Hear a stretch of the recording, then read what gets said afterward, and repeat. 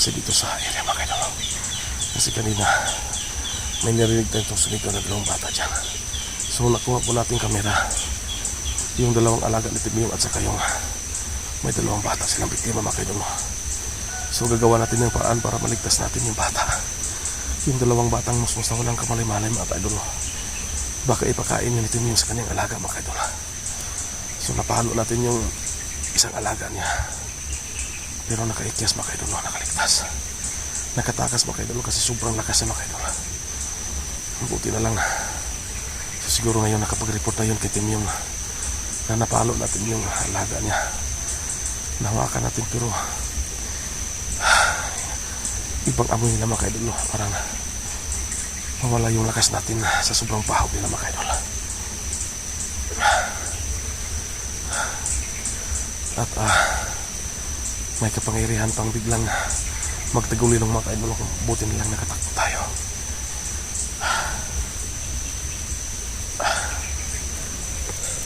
Sunod dyan banda mga idol.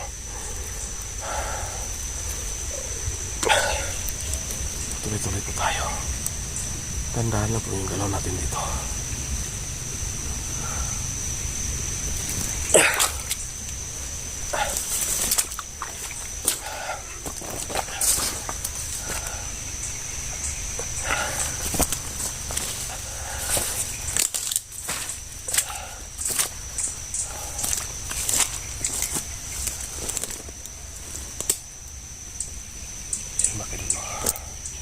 Tandaan po ang galaw natin dito kasi alam po natin na papunta sa si Raven dito mga idol. Kaya hindi po ako pwedeng lumayo dito kasi ang punta rin ni Raven na makapunta sa atin.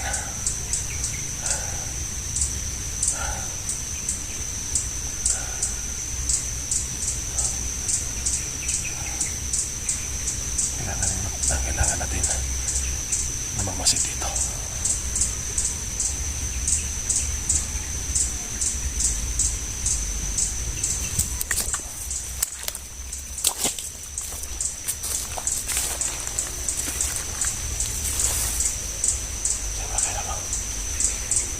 Nakita natin dito may usok tayo nakita sa bandang kaliwa.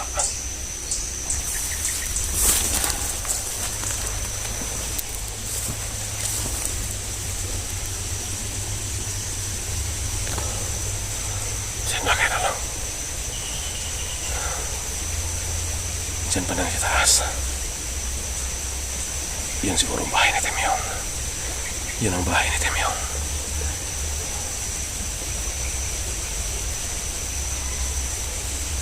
Kaya dito sa ano natin may nakikita tayo para may usok dyan banda. Yan ang bahay ni Timyong.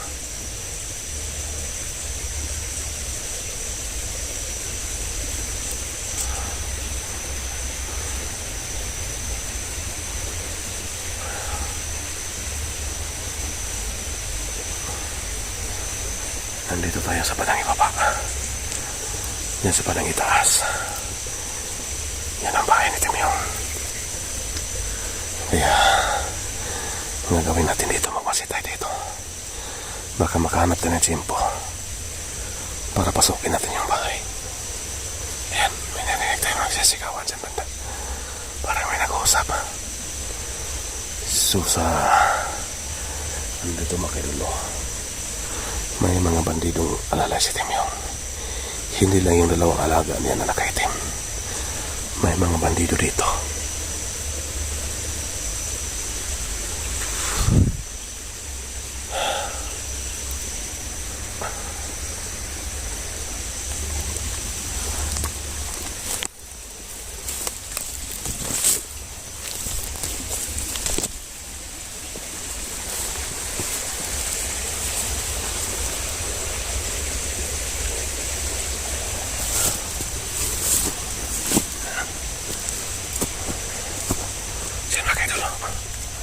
Nakikita natin itong bahay dito ni Timyong.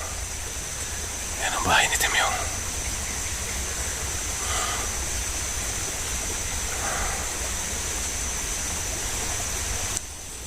Diyan mga idol.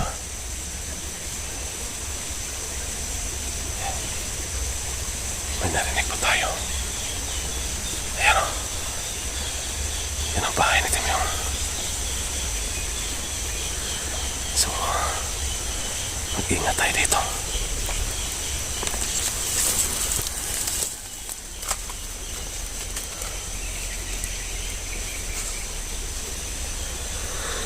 So yan.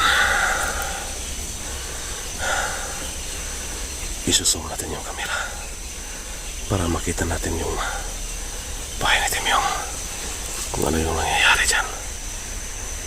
Dahil sobrang napakalayo pa talaga mga idol, no? Yan.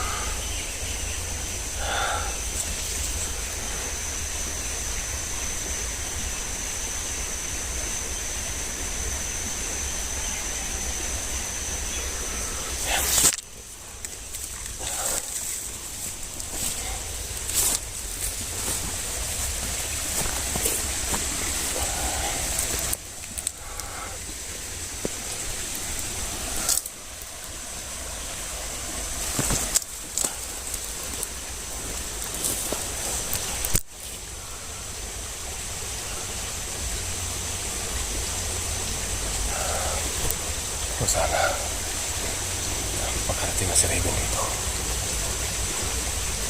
kasi may dalang holy water at asin si Raven.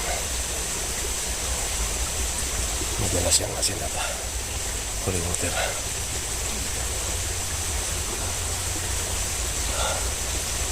Habang nag-antay tayo ni Raven dito, magbasit tayo dito sa malapit sa bahay ni Timyong.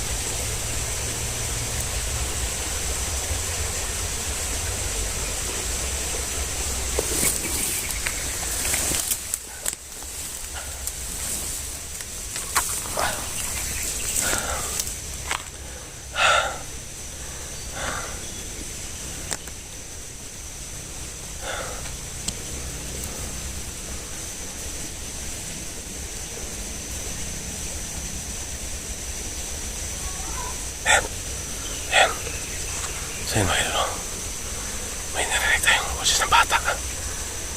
Sumisigaw. May sumisigaw na bata. So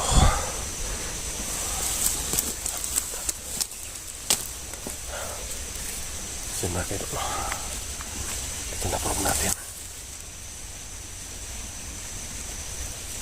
Na-prove natin. Andito yung mga batang, dalawang batang biktima ni Timyong.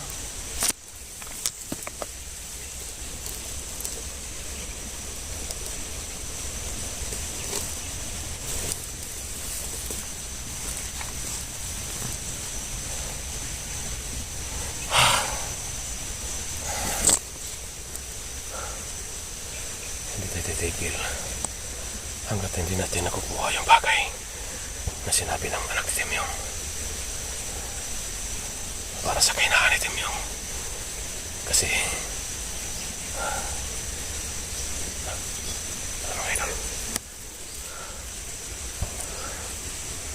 parang may tao dyan banda. Ayan.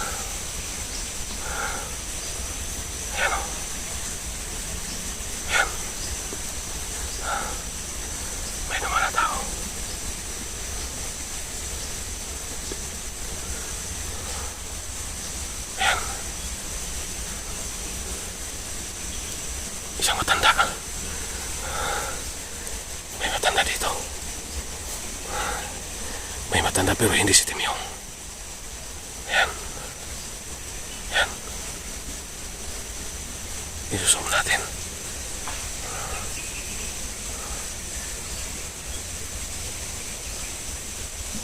Yan.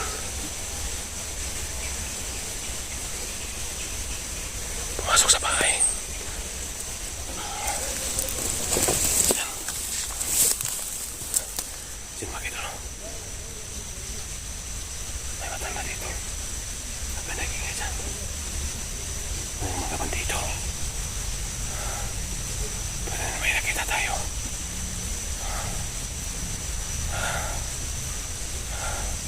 Isang matanda. Pero sigurado tayo hindi sa Timyong yan.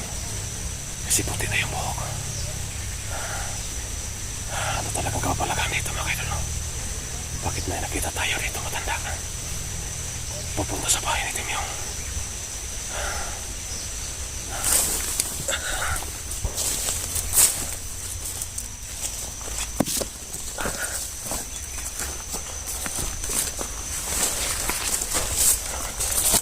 Lapitan natin ang konti. Makita natin kung ano yun.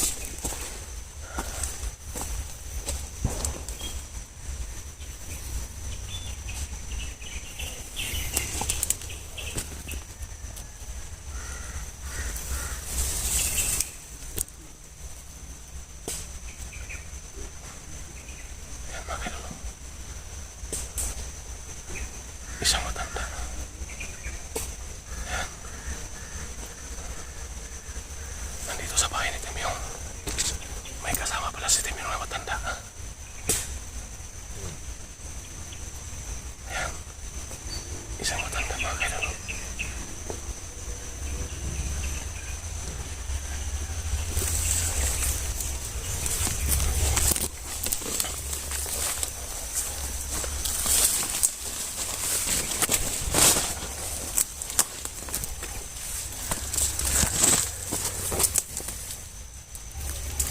Yan mga kaidol. May nakita tayo sa matanda dito. Maliban kay Timyong.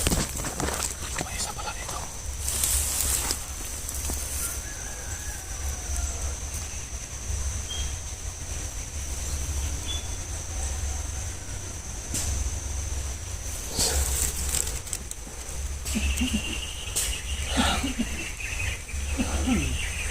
Ayan, narinig natin yung boses.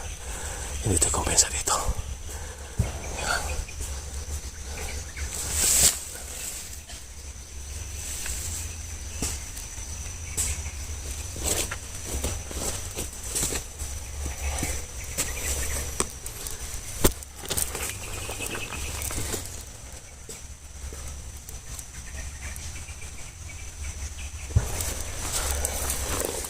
Delikado din dito. Yan.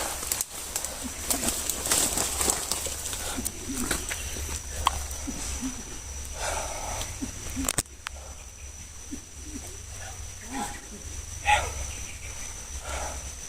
So kailangan natin tumistansya dito. Tumistansya din dito. Delikado din dito. Hindi natin alam kung ano may kapangyarihan ng mga matandang yan. Hindi lang pala si Timyong. May kasama siyang isang matanda dito. Naputi niya ang buhok.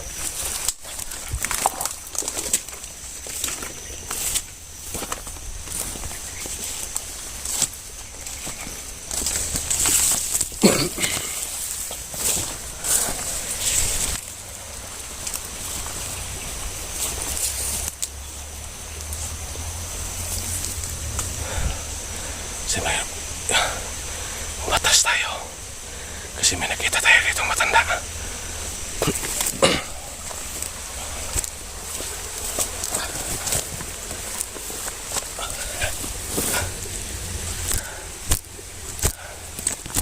Napakarami nila. May dumating na matanda. May mga kasamang mga bandido. Hindi lang pala si Timyong.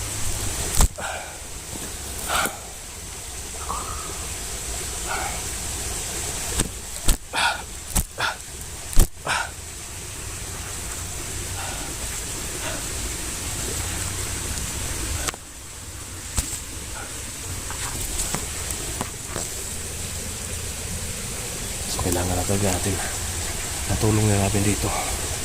Yung holy water at saka yung asin.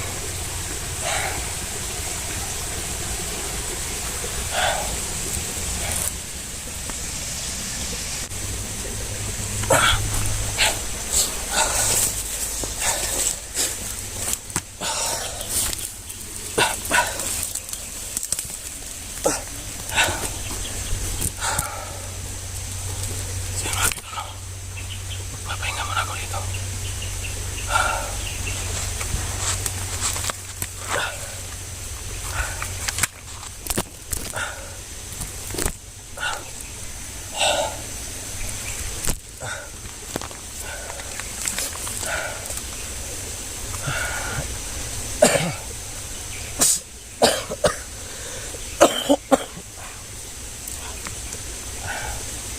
Papahinga muna ako dito saglit. Hirap na. Nakasan ako ngayon.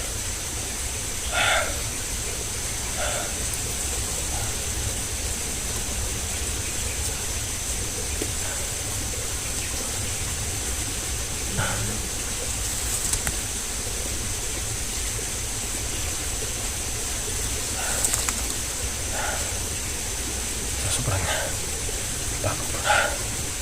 Nakita ko yung may kasama si Timyo.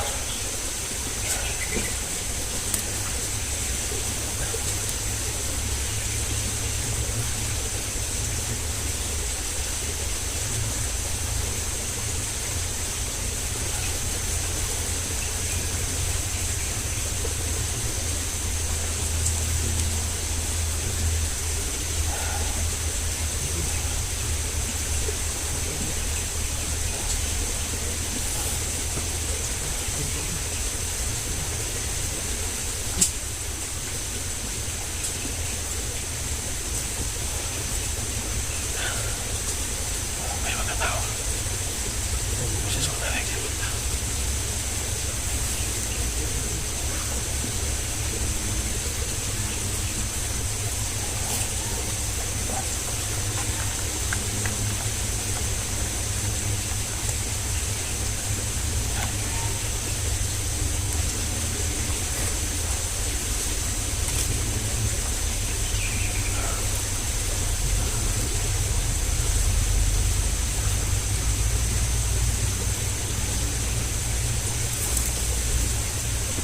Uy! Yo, dyan tol. Rebin. Rebin. Pero kinsa? Mau dumating ka. Kauban Sino ka ba? si ano, Abil? Ha? Si Abil. Abil? Si Abil. Ano kinsa ba? Tago mo. Kaya nagabaling buling na sa bato. Tago mo. Ay mo kuminsa. Tago mo. Ay, salamat. Sa wakas. Nakita ko na si Lapel at si Rebin. Abil. Tiri, ayaw dia. Kung bisa dia pa ipakita dia. Baka na si... Kasi din dia. Nang balay din dia. Salamat ya sama si Rebin. Tadi. Tubig. Salamat tubig.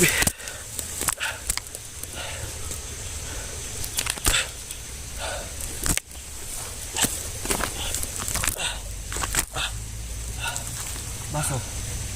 Baso kita bila.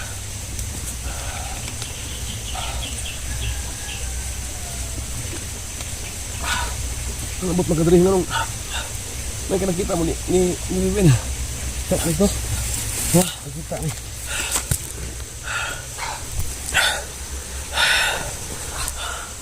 Kita namin doon. Meron siyang nakita rin na ano. Ano nakita mo? Saan ba nakita ni mo? Ano kasi kuan to ba? Sige saan? Tinyong. Nya. Nay kuan. Nay kauban babae. Babae. Nasib yang kabuntis. Oh.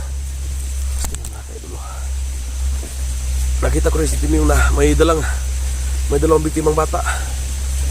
Grabe yung ano ni Timyong. Wala na talaga pinipili si Timyong. So yun mga kaidolo. Nakita ni Robin si Timyong na may bihar na isang buntis. As manupitan mo nakita na. Paano to sila rin? Ah, Paano mo kayo sundan abi? gisundan ninyo. Nawala ang kalit. Ah, Nawala ang kalit. ayan. Siguro dinala ni Timyong sa bahay. Diyan sa bandang itaas. May kalayuan pa dito, yun ang bahay ni Timyong sa bandang itaas. Pinakain niyo sa mga alaga ni Timyong buntis. Hindi ako kung ano, gidakop ng Timyong bagay pagkaon sa mga alaga. May problema ngayon.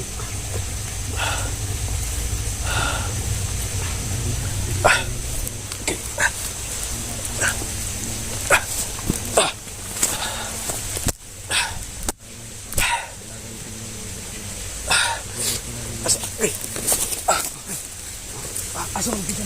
Asa mo kita ang buntis? Asa mo kita? Dito. Sige, bulitod. Magdugad di. Asa ito na kita doon pupunta. Kaya kadalo pupuntahan namin yung lokasyon kung saan nakita ni Raven at Abel na may bihag daw na buntis. So, kailangan namin pigilan sa iyo. Pasalamat po ko na lahat.